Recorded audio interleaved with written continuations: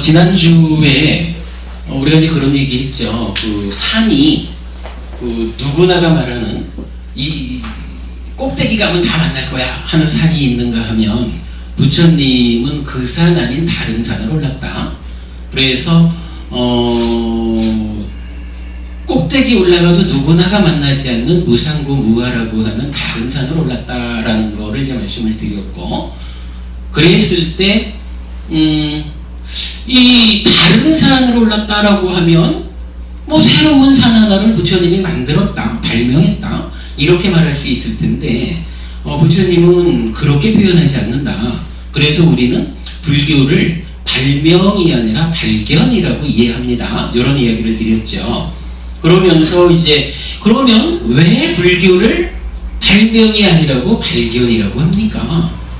과거 출불 중에 최초의 부처님인 윗바시 부처님은 그 윗바시 부처님이 뭐 이런 그 무상구 무아나 이런 것을 최초로 그를 만들어낸 부처님 아닙니까? 이렇게 생각할 수 있지만 부처님이 말씀하시기는 그렇게 말을 안 하죠. 그러니까 윗바시 부처님도 그냥 원래 있는 것으로의 연기, 있는 것으로의 무상구 무아를 깨우쳤다, 발견했다, 이렇게 되는 거죠.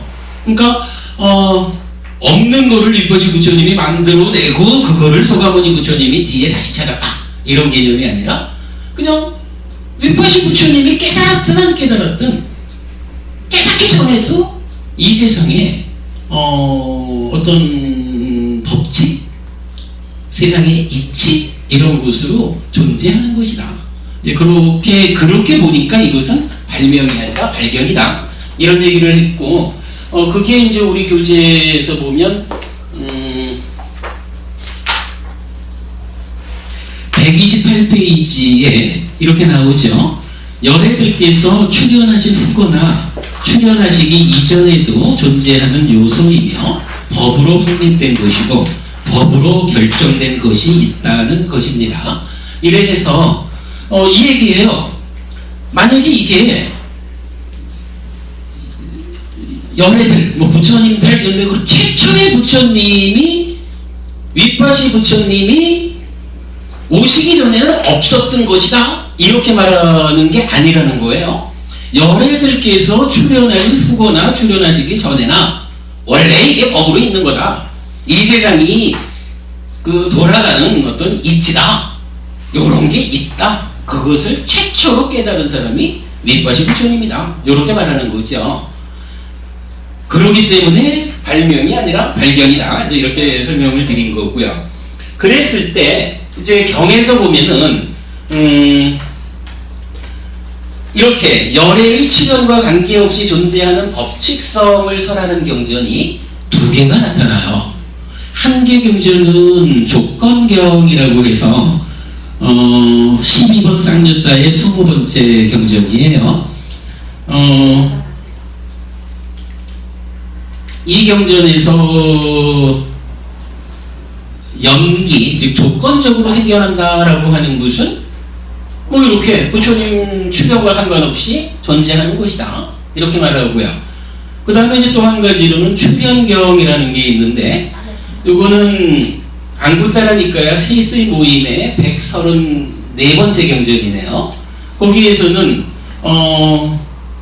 모든 형성된 것은 무상하다, 모든 형성된 것은 괴로움이다, 모든 것은 무하다, 이렇게 말하면서 동일하게 부처님들이 출현하거나 안 하거나 존재하는 것, 이렇게 나타나거든요. 그래서 우리는 이제 요 경전 두 개를 가지고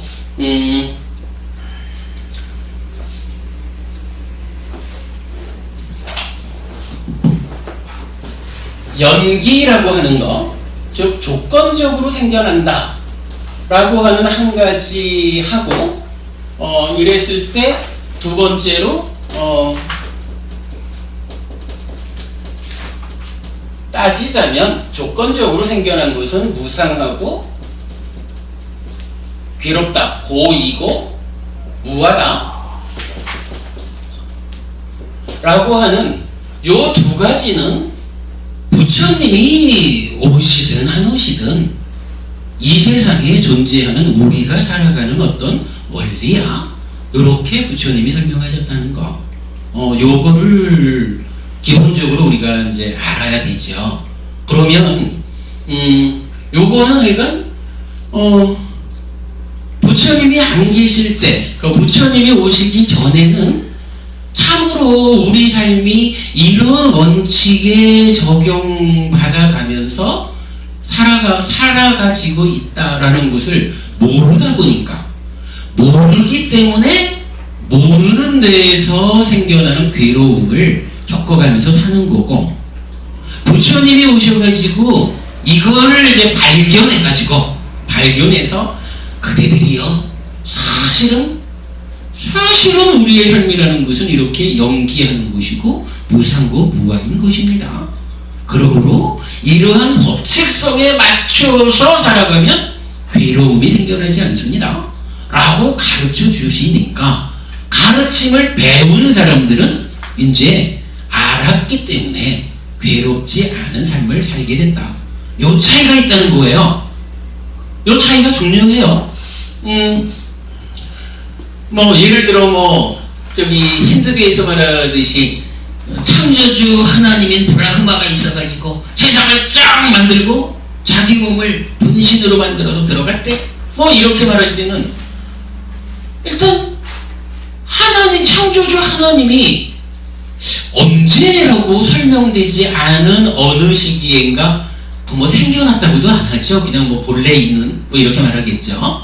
그런 존재에 의해서 생겨난 피조물로서의 우리들이 살아가니까 그러한 신의 뜻에 합당한 어떤 방법으로 살아가면 괴롭지 않을 거요. 이렇게 설명할 수가 있겠죠. 그런데 이제 부처님은 바로 보아야 됩니다. 세상이라는 것은, 또 나라고 하는 존재는 그렇게 창조주 하나님에 의해서 원래 있는 존재로서의 창조주 하나님에 의해서 만들어진 내 안에 신의 분신이 들어와 있고 이렇게 설명되는 거 아닙니다. 바로 하십시오. 조건적으로 생겨나는 것이고, 생겨나는 것은 무상고 무아라고 하는 특징을 가집니다. 이러한 법칙성, 원리에 의해서 살아가면 괴로움에서 벗어날 수 있습니다. 이렇게 말하는 거죠. 그러니까 이렇게 두 가지를 이제 제가 소개를 한 거예요. 그리고는 이 가운데에 연기란 그럼 무엇입니까? 라는 부분을 지난주에 연기의 정형구로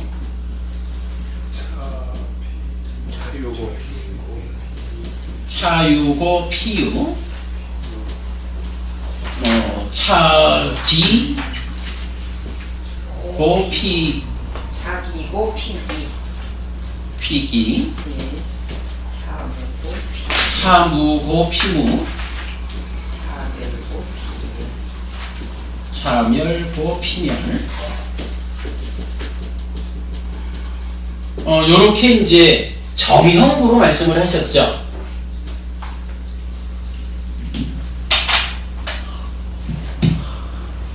요거를 우리가 이제 연기의 정형 이렇게 그냥 보통 표현을 하는 거죠. 그런데 이렇게 이제 연기의 정형구로 나와 있지만, 요거를 우리가 원어로 한번 따져봤죠. 원어로 따져보면 이마스밍 사띠 이당호띠 이래가지고 이마스밍이란 말이나 이당이란 말이나, 사실은 여기서 말하는 이것과 저것, 피, 이렇게 이것과 저것의 관계로 설명되지 않고, 이마스밍 이래 했을 때도 요것도 이것, 이당 했을 때 요것도 이것, 이렇게 원어적으로 의미를 갖는다 하는 걸 말씀을 드렸죠.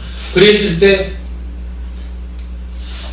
요것을 해석하는 이제 두 가지 방법이 있다. 한 가지는 인도말이 가지는 어떤 특징으로 이것 이렇게 이것이라고 표현을 하지만, 그건 바는 이것과 이것 이렇게 말하는 이것과 저것, 요런 의미를 갖는다. 그래가지고 차유고 피유라고 번역을 했지만 이렇게 차유고 피유로 번역하는 게 타당하겠느냐, 아니면 그냥 말 그대로 이것과 이것 이렇게 설명하는 것이 더 타당하겠느냐 하는 부분을 놓고 제가 이게 아무래도 좀 니까야에 나타나는 바를 근거로 보면은 그냥 이것과 이것의 관계로 보는 것이 타당치 않을까 하는 설명을 좀 드렸어요. 그러면서 제가 이제 그 신역경이라는 경전을 예로 들면서 거기서 보면 차유고 피유 내지 차멸고 피멸 즉 무명을 조건으로 행이 있고 해서 12연기가 서해진다. 이러면서 이제 제가 그 법회 마치고 나서 최고부님하고 말씀 나누면서 그 얘기를 했었죠. 예. 법부님께서 그러면 이 연기라는 것이 상대성, 그러니까 상대적인 것으로 의미합니까? 인과적인 것으로 의미합니까? 이렇게 질문하셨을 때, 저는 이 연기의 정형구와 12연기, 요것이, 예를 들면 이란 말로 연결이 되니까, 기본적으로 연기라는 것은 12연기를 말하는데, 이게 예를 들어라고 했으니까 12연기 말고 다른 어떤 것이 예로 들어져 있는지도 모르겠다. 12연기만을 놓고 보면 분명히 이것은 무명을 조건으로 행이 있다라고 하는 무명이 인에 해당하고 행이 과에 해당하는 인과의 관계로서 설명이 되는 건데 예를 들었다라고 하니까 100%가 아닐 수 있기 때문에 딱 뭐라고 말씀드릴 수는 없다. 공부를 해보자 이랬는데 이 부분은 제가 수정을 적겠습니다. 우리 카페에 요걸 이제 다시 글을 하나 만들어서 올려놨는데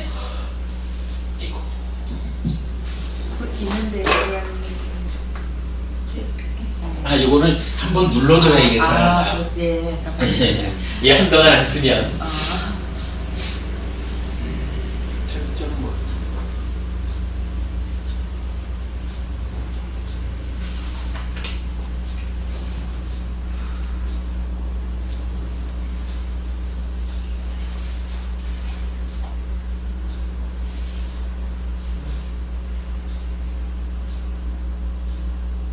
이게 왜 여기서 이게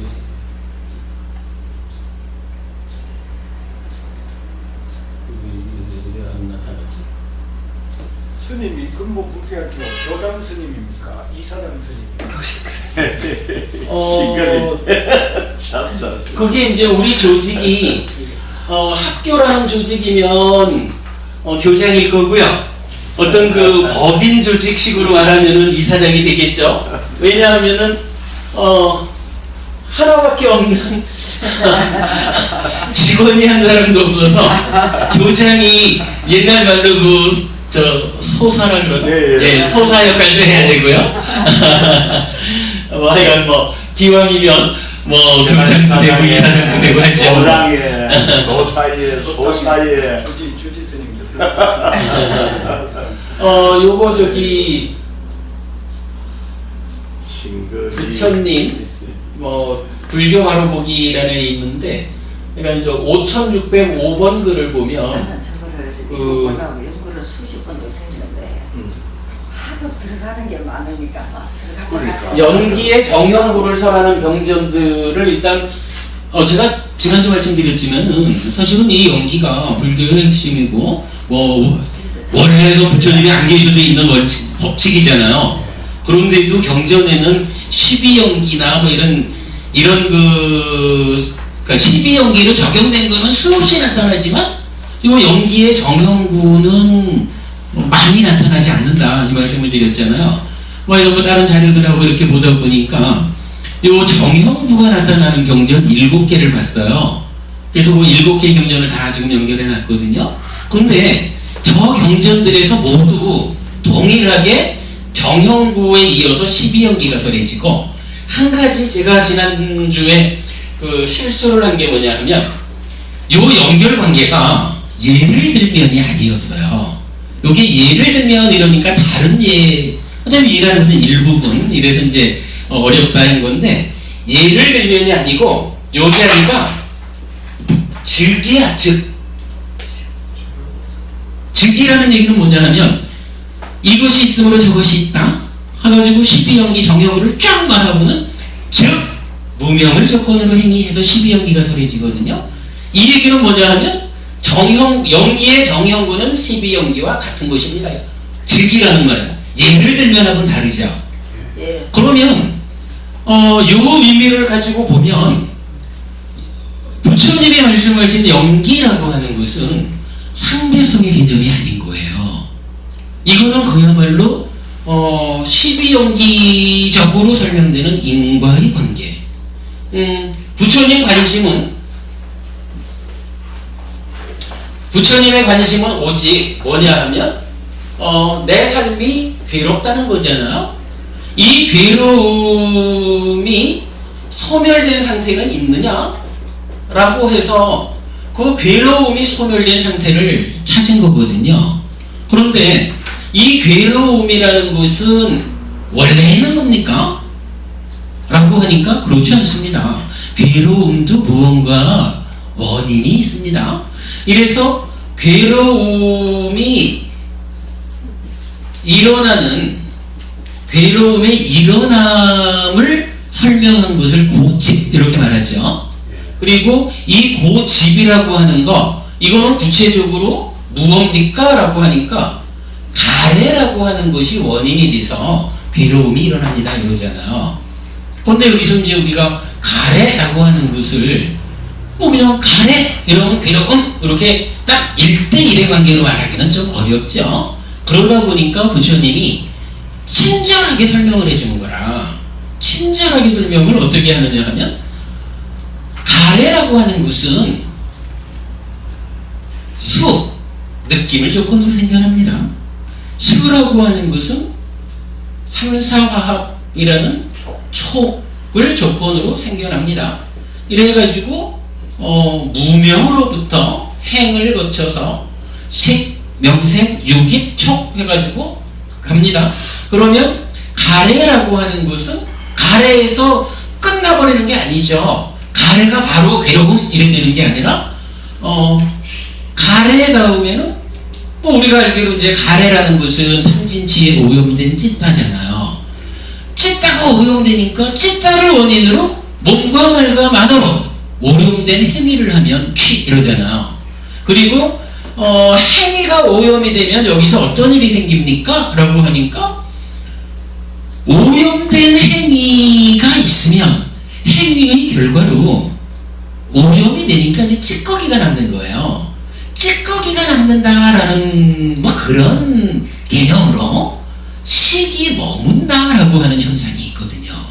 식이 머문다, 뭐 자세한 얘기는 우리가 지금 할 얘기는 아니죠. 식이 머문다라고 하는 것을 뭐라고 했냐 하면 유 이렇게 했거든요.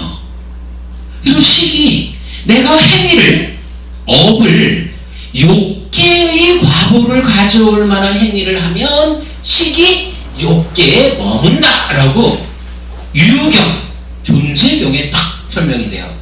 내가 색계의 과보를 초래할 행위를 하면 식이 색계에 머문다. 무색계의 과보를 초래할 행위를 하면 식이 무색계에 머무는 거라. 행위의 오염 정도, 달리 말하면 이거는 하여간 탐진치와 찌따잖아요. 찌따가 탐진치에 얼마나 오염됐느냐의 정도에 따라서 행위가 오염되어 나타나고 그 결과로 욕계, 색계, 무색계에 어디 대응하는 자리에 식이 머문다. 이렇게 말하는 거거든요. 그럼 그게 유라. 요거 유, 뭐, 여러분들 다 공부해서 그렇지만, 어뷰, 생유 나눠가지고 뭐, 이래 설명하는 거, 니카야적으로는 타당치 않아요. 니카야적으로는 요거는 식이 머무는 거예요. 그러면 어떻게 되나요? 식이 머물고 등장하면 명색이 출현한다. 그리고 명색이 출현한다라는 얘기는 식과 더불어 명색이 오온을 만드는 거죠. 오온이 나타나고 표면적으로 태어납니다. 이렇게 정의가 되거든요. 그러니까 유에서 생으로 연결되는 거예요. 뭐 아니면 뭐 이게 또 살다가 죽으면, 몸이 죽으면 새로운 몸과 만나서 새로운 태어남이 일어나는 거 요 자리죠. 그리고 태어남이 있으면 어떻게 돼요? 뭐 늙고, 너무 작다. 뭐 늙고 죽고, 아까도 우리 수비고운에 그렇고 또 저 얘기도 했죠. 모든 괴로움 덩어리가 일어난다. 뭐 이렇게 말하는. 하여간 태어남부터 노사 수비고운의 괴로움 덩어리, 이 부분을 합해서 괴로움이라고 하잖아요. 그죠? 그러니까 괴로움이라는 것은 괴로움의 원인이라고 말하는 가래, 요 하나를 딱 놓고 가래 이퀄 괴로움, 요렇게 연결되는 게 아니라 가래가 괴로움의 원인 중심에 있지만 이 가래를 전후해서 괴로움이 발생하는 과정을 무명으로부터 노사까지 12단계로 설명을 하면 이게 12연기잖아요. 네. 그죠? 네, 이게 그러니까 12연기가 이렇게 자리를 하는 거거든요. 그러고는 부처님이 뭐라 그래요? 괴로움만 관심이 있는 건 아니죠. 불교는 기본적으로 괴로움을 자각함으로써 거기에서 벗어나서 나는 행복할 거요. 요게 불교지. 괴로운 삶을 살자. 요게 목적은 아니잖아요. 바르게 알 때 벗어날 수 있으니까 괴로움을 강조하는 거죠. 그러면 괴로움이 소멸된 상태가 있다. 괴로움이 소멸된 그 상태는 뭡니까? 라고 하니까 뭐 대표적으로 괴로움의 원인이 되는 가래, 요 가래의 소멸이다. 이렇게 이제 정의를 하는 거죠. 가래의 소멸이 괴로움의 소멸이다. 당연하겠죠. 괴로움을 중심으로 과정을 거쳐서 괴로움이 생겨나니까. 그러니까 애를 중심으로. 요 가래, 애만 제거해버리면 중심이 없어지는데 과정을 거쳐서 괴로움을 만들 수가 없잖아요. 그러니까 괴로움의 소멸이라는 것은 가래를 제거하는 것입니다. 이렇게 말하거든요. 그런데 여기서 마찬가지죠. 가래의 소멸이라고 하는 것은 가래야 너 좀 비켜줄래? 이런다고 가래가 비켜주나요? 그럼 참 좋겠지? 그게 안 되니까 어떻게 해요? 가래를 제거하기 위한 이제 그야말로 피나는 노력이 들어가는 거죠. 근데 가래를 제거하려고, 그러니까 괴로움에서 벗어나려고 피나는 노력을 하는 사람들은 많은데, 많은 사람들이 괴로움의 소멸을 성취하지 못하는 이유는 두 가지죠. 따지면 두 가지라. 한 가지는 뭐냐 하면 괴로움을 소멸하자라고 하는데 괴로움이 어떻게 생겨나는지 과정을 몰라. 과정을 모르면 어떻게 생겨나는지 모르는 놈을 무슨 방법을 써가지고 이걸 깨뜨리겠어요. 그죠? 그래서 괴로움에서 벗어나려니까 괴로움이 생겨나는 과정을 바르게 알아야 되는 필요성. 그래서 12연기가 의미를 가지고 불교율의 핵심으로 나타난 거예요. 하나죠 이거. 그리고 나면 이제 12연기 가운데 중심이 되는 가래를 소멸하는 게 괴로움의 소멸이란 말이죠. 근데 이건 비키라고 해서 비켜주는 놈이 아니니까 이제 이걸 아는 것이 하나였다면 두 번째 요건은 뭐겠어요? 자, 이렇게 12연기의 과정을 거쳐서 괴로움이 생겨납니다.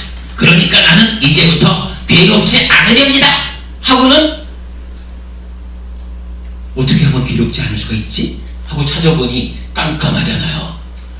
이 12연기라고 하는 괴로움의 발생 과정을 끊어내가지고 괴로움이 생겨나지 않게 하는 방법을 알아야 되잖아요. 그죠? 방법을 알아야 어떤 노력이 가능하잖아요. 요거 12연기의 단락을 끊어가지고 가래가 생겨나지 못하게 하는 그런 방법이 있다라고 하는 방법. 그 방법을 뭐라고 하냐 하면은 중도라고 하는 거예요. 그리고 이 중도가 구체적으로 뭐냐라고 하니까 팔정도 이렇게 말하는 거거든요. 이게 이제 초등법륜경에서 부처님 최초로 설법하신 내용이 요거거든요. 요게 나타난다고요. 그러면 이 팔정도라는 거, 괴로움을 소멸시키는 중도, 요 중도를 바르게 알아가지고 아는 아는 바대로 이제 노력을 해서 12연기 네가 괴로움을 일으키는 과정이냐? 그렇다면 덤벼라. 나는 부처님이 가르쳐주신 중도 8정도를 너한테 드리겠다. 이래가지고 12연기를 끊어내가지고 가래가 생겨나지 못하게 할 때 고멸은 성취되는 거죠. 그러면 이거 중도 8정도 이거는 뭐가 되겠어요? 괴로움의 소멸로 나아가는 길, 이렇게 말할 수가 있죠. 그럼 이제 고멸도래 되는 거라. 이렇게 보면 어때요? 고성제, 집성제, 멸성제, 도성제라고 말하는 사성제가 이렇게 생겨나는 거예요. 그러면 요 사성제는 사실은 그러면 불교의 모든 게 들어있는 거라 괴롭다라고 하는 괴로움에 대한 자각이 들어있고, 이 괴로움이 다 소멸된 행복한 세상이 있느냐라고 할 때 고멸 해가지고 있다. 내가 실현했다. 내가 괴로움이 소멸된 이 자리에 왔다. 이렇게 보여주는 거잖아요. 그리고는 이 부분을 이제 구체적으로 그럼 어떻게 올래? 라고 하니까 첫 번째로는 알아야 됩니다. 괴로움이 어떻게 생겨나는지 알아야 되는 거, 요 부분을 위해서 12연계를 설명하는 거죠. 그리고 요걸 끊어내기 위한 방법으로 이런 방법이 있습니다. 이 길 따라서 노력하면 그대도 나처럼 이 자리에 올 수 있습니다. 이렇게 말해주는 게 사성제잖아요. 요게 불교의 모든 거지요. 자, 요렇게 놓고 보면 하여간 12연계와 8정도가 어떤 의미를 가지고 선해지느냐 하는 것을 이제 알게 되죠. 자, 요렇게 놓고 보면 이제 다시 이제 돌아와서 이렇게 말할 수가 있죠. 이것이 차유고 비유 이렇게 말하는 불교의 정형구가 예를 들면이 아니라, 요거니까 제가 지난번에 잘못 말씀드렸어요. 즉이란 거예요. 즉. 그리고 제가 카페에 정리해 놓은 저 7개의 경전들도 동일하게 정형구 즉 12연기 이렇게 설해지고 있어요. 그러니까 정형구가 요 4가지 구절이 나와 있는 정형구는 현재까지 발견된 거는 100% 12연기만을 즉이라고 표현하고 있거든요. 제가 이제 저 글에서도 적어놨지만, 공부하다가 12연기 아닌 것으로 정형구가 연결된 그런 것을 발견한다면 결론이 바뀌어야 되겠지만, 그러한 경전이 발견되기 전까지는 12연기, 그러니까 연기의 정형구, 이것이 있으므로 저것이 있다 라고 하는 것은 12연기를 설명하는 것이다. 이렇게 우리가 알면 되죠. 경전이 100% 그렇게 말하니까. 그렇게 놓고 볼 때 이제 과연 그럴 때 12연기는 이런 거고, 이때 이마스민과 이당 해가지고 이것이라고 선해진 것이 차유고 비유해서 이것과 저것으로 번역된 것이 타당하냐 하는 부분을 놓고, 지난번에는 우리가 좀 얘기를 해봤지만, 어쩌면 정형구와 12연기를 즉으로 보지 않고 다른 어떤 의미를 포함하고 있는 게 아닌가라고 접근을 해보면, 결국은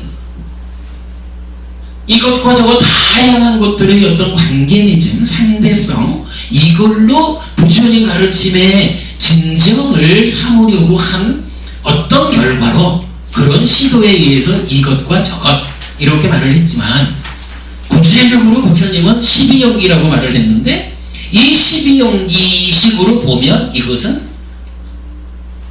무명과 행, 이것을 무명과 행을 이것과 저것으로 말할 수 있는 관계로 볼 수 있느냐?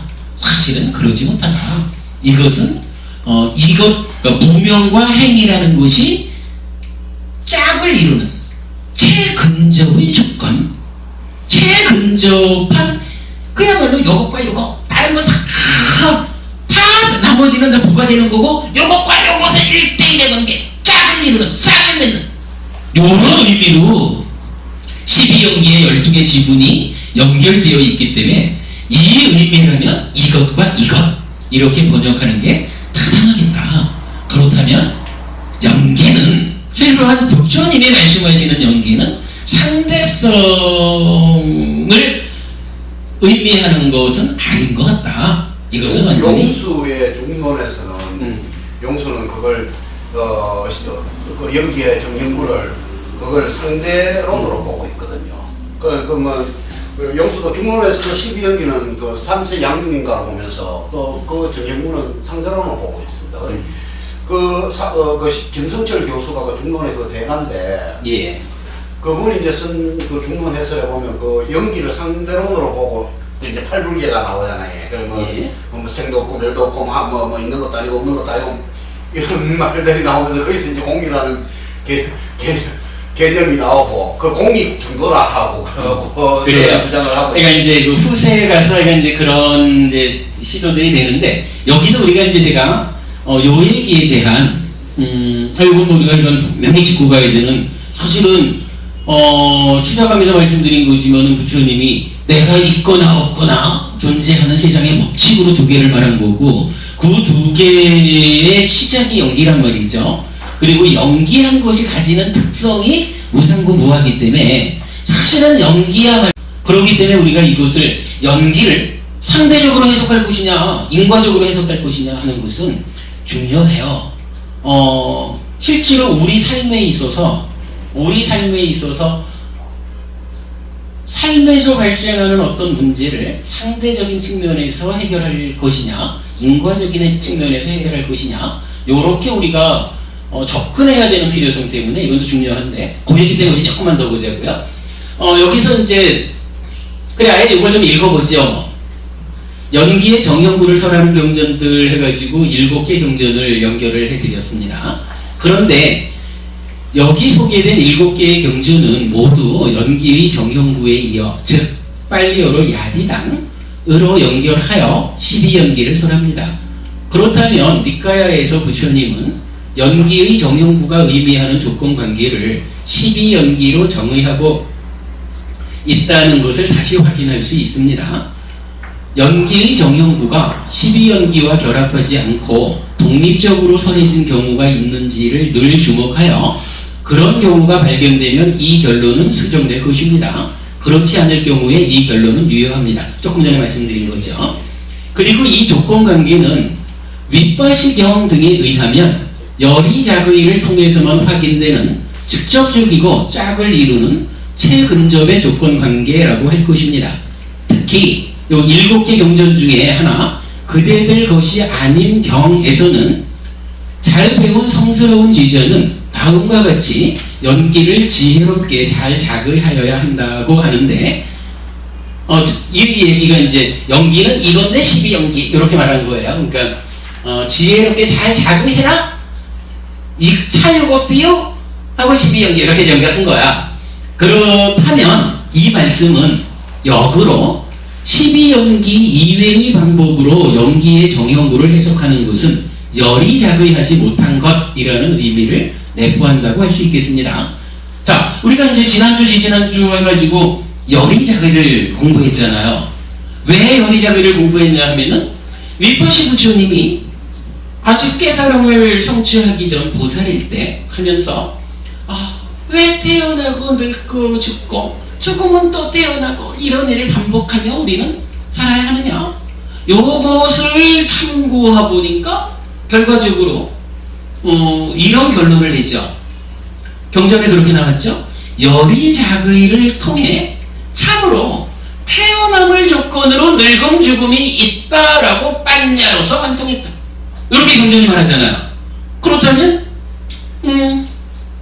12연기라고 하는 것은 어떻게 발견된 겁니까? 라고 하니까 열이작의를 통해서, 그죠?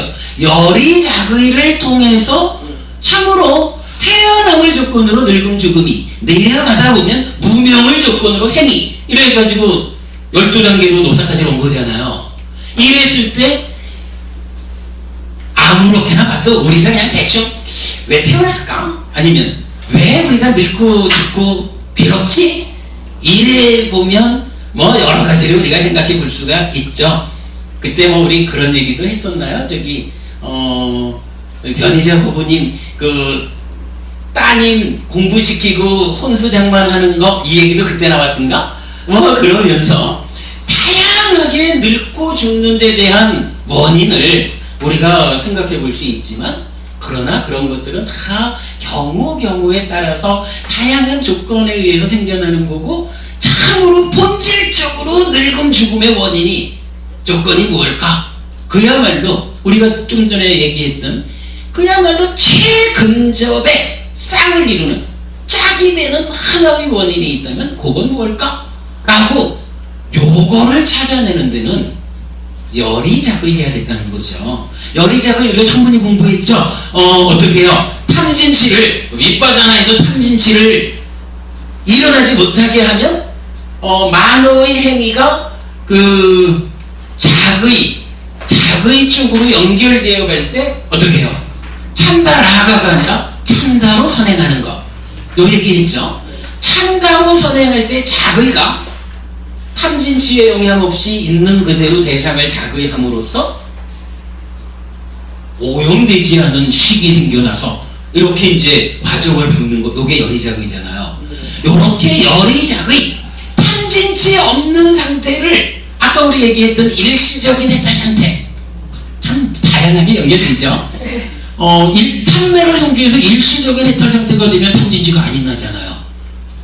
그 일시적이지만 그런 상태, 탐진치 없는 상태에서 찬다라가가 아닌 찬다로 자구에 선행하면 열의작의 하는 거잖아요. 요렇게 해가지고 어떠한 것이든 욕심과 성냄과 어리석음이 개입하지 않은 상태에서 살펴보니까 참으로 늙음 죽음의 원인은 태어남이구나. 요걸 찾았다는 거잖아요. 그죠? 그러니까 부처님은 늙음 죽음이라고 하는 이것은 태어남이라고 하는 이것저것 다 말고 최근접에 그야말로 탐진치에 개입 없이 있는 그대로 살펴가지고 찾아진 늙음 죽음이라는 이것의 최근접의 원인인 이것 태어남. 요거를 저거라고 말할 수 없는 거잖아요. 요렇게 가까이 요거를 12단계로 하는 거잖아요. 그러니까 우리는 12 연기의 정형구를 이것과 저것 요렇게 해석하는 것은 사실은 정형구를 12연기와 동일하게 설명하신 부처님 생각하고는 다른 번역일 수 있다. 이것과 이것이 타당하다. 요 얘기를 하나 주장을 한 거고, 그렇게 볼 때 방금 이제 제가 선배 스님들 말씀을 함부로 하는 것은 좀 조심스럽지만 공이 됐든 중론이 됐든 이쪽에서 상대성의 측면에서 연기를 해석했다라고 하면 어쩌면 이것은 우리가 방금 말했고 지난 2주간 공들여 공부한 열의작의하지 못한, 그죠? 열의작의하지 못한 상태에서 설마하니 욕심이나 성냄이야 있었을까마는 그 바탕에 이런 고진멸조사성제를 바로 보지 못했다거나 어떠한 이건 그般냐가 완성되지 못한 상태의 어리석음이 남아 있었겠죠. 많이 조심스럽다. 하여간 어떤 형태로든 열의작의 부처님께서는 분명히 연기를 12연기를 열의작의 해야 된다. 잘 열의작의 해야 된다라고 했고, 부처님께서 잘 열의작의 해서 깨달아 가르쳐준 내용이 연기는 12연기다 라고 이것과 이것의 요 관계를 설명했는데, 이거를 이것과 저것으로 해가지고 다양한 어떤 관계로 인드라망 이래가면서 우리가 지난주에가 잠깐 말씀드렸지만은 나비 효과, 북경에서 나비가 날개짓을 하는데 미국의 허리케인이 몰아쳐. 이런 게 따지고 보면 관계된다 안 할 수는 없겠죠. 따지고 들어가면. 그러나 현실적으로 이게 여기서 이제 중요한 얘기를 하나 제가 마무리로 하자고요. 이렇게 제가 이제 글을 하나 정리해봤는데 예를 들어서 상대성 이러면은 이렇게 본 거라. 나와 너의 관계성. 그래서 내가 있으므로 내가 있다. 이렇게 말하는 거라면 과연 부처님이 연기를 그렇게 말했는가? 그보다는 12연기가, 연기의 내용인 12연기가 어느 자리에 쓰였느냐? 고진멸도 사성제 중에 괴로움이 발생하는 과정을 설명하기 위해서 쓴 거잖아요. 발견하신 내용이잖아요. 그렇다면 이게 내가 있으면 너가 있고 이런 관계 측면보다는 나하고 너하고 간에 괴로움이 생겨났어. 이 괴로움은 무엇 때문에 생겼을까? 다양하죠. 부부관계에서도 나와 너 사이에 괴로움의 문제가 있을 수 있을 거고, 부모 자식 간에도 친구 간에도 우리가 살아가는 다양한 경우에 나와 너의 관계에서 괴로움이 생겨난다고요. 그죠? 그러면 부처님이 연기를 통해서 12연기를 통해서 알려주시는 바는 뭐예요? 나와 너, 내가 있으니까 네가 있지. 요 얘기보다는 나와 너의 관계에 왜 하필이면 괴로움이 생겼을까? 요거 괴로움이 생겨나는 요 직접적인 원인을 찾아보자. 그래서 괴로움이 소멸된 상태를 만들자. 너랑 나랑 사랑하면서 백년해로 하자. 요거를 위한 것이 연기고 12연기다. 이렇게 보아야 가능하겠죠. 나하고 너하고가 그래 중국에서 나비짓 따면 미국에 허리케인이 올 수는 있지만 현실적으로 따져서 과연 중국의 나비짓이 허리케인이 미국에 치는 데에 몇 %의 가능성으로, 몇 %의 조건성으로 개입을 하냐고요? 그러면 우리가 살아가면서 불교 공부를 하는 이유가 나와 너, 내가 있으니까 네가 있지. 요 당연한 요 상태를 알려고 불교 공부를 하느냐 이거죠. 그게 아니라는 거죠. 나하고 너하고 그래 우리가 부부요.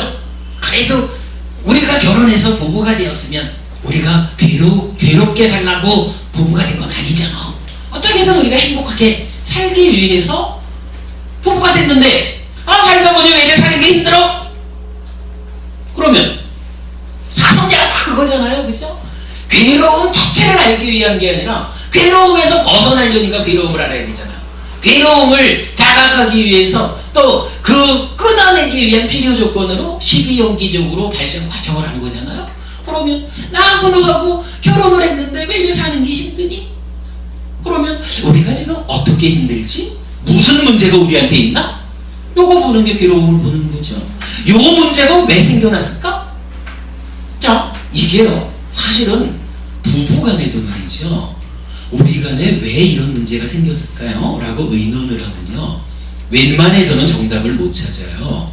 웬만해서는 내 욕심, 그래도 니랑 나랑 네가 봉급을 적게 갖다 준다거나 아니면 어쨌거나 이럴 때 웬만하면 내 욕심은 좀 챙기고, 남편은 돈 버는 사람은 돈 버는 사람대로 내 뒷주머니 좀 챙겨놓고 꺼내려고 하고, 받는 사람은 받는 사람대로 싹 꺼내놓고 내가 비상금 좀 챙겨놓고 계획을 세워야지.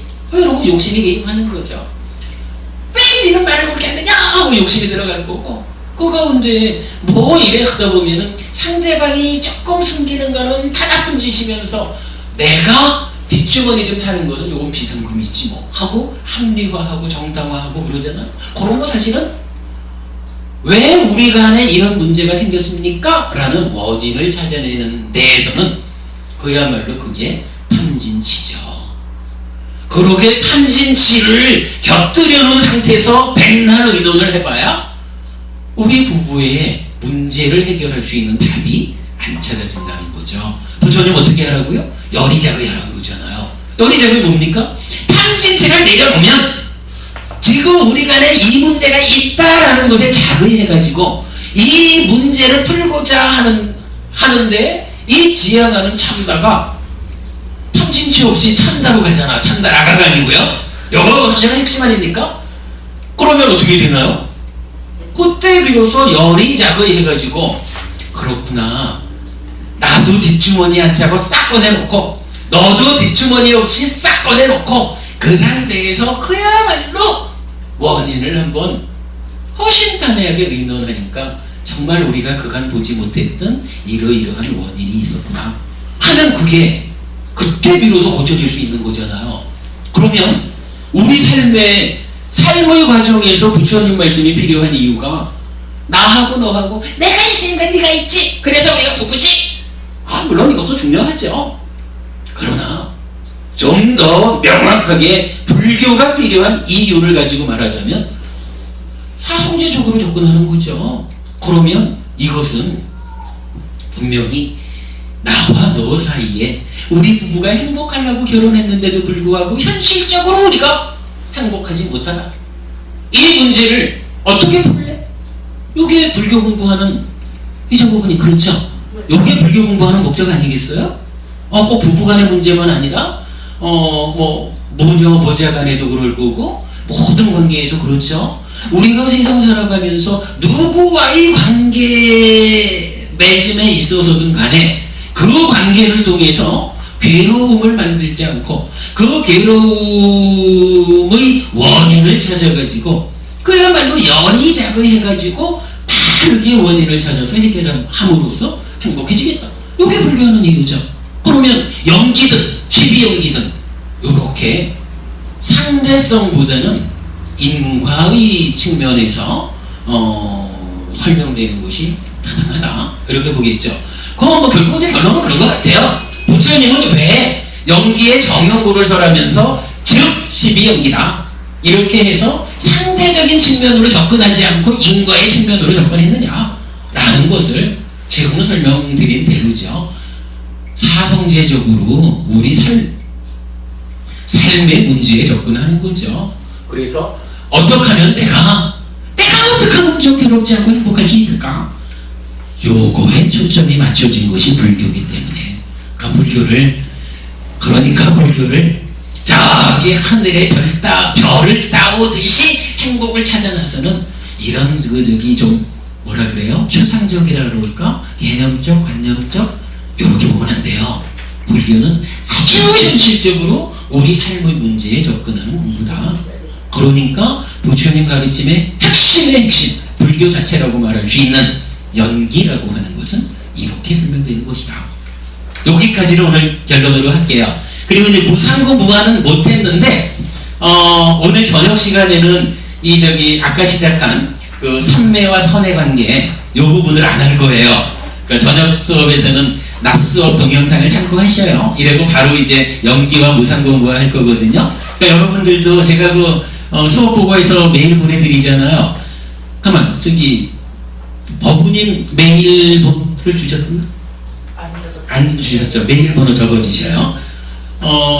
그래 신부님도 메일 들어가고 있죠.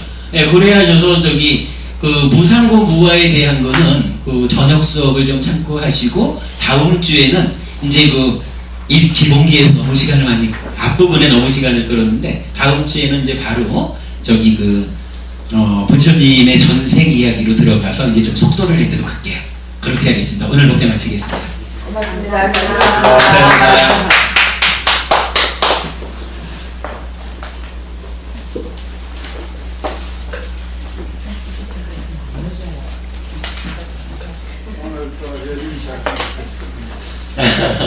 근데 열의작의가 정말 중요한 거예요. 그렇죠.